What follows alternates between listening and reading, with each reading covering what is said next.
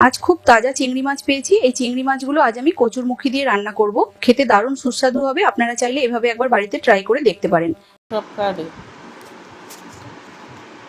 তোকে দেশ এটারে কি কয় মামা? এটারে কি কয় তোকে দেশ? মানকোস। এটা নি মানকোস?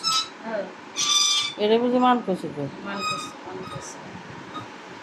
মানকোসে তো বারোগুলার কয়। না, ওগুলোকে ডাগা কস। কি কয়? ডাগা কস।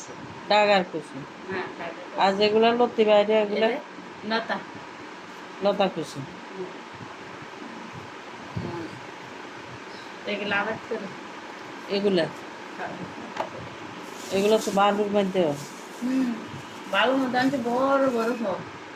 একটা বড় বড়। আমার ননের সেবা দিয়ে আবার করে দিল। আগে বাড়িতে একটা মানুষ নিয়ে আইতো। তোকে দেশ কি কি দিয়ে রান্না করি খাইটা? ইলিশ মাছ, চিংড়ি। এটা ভর্তা করে। ভর্তা মজা, এটার ভর্তা মজা। শুকনো মরিচ। শুকনো মরিচ।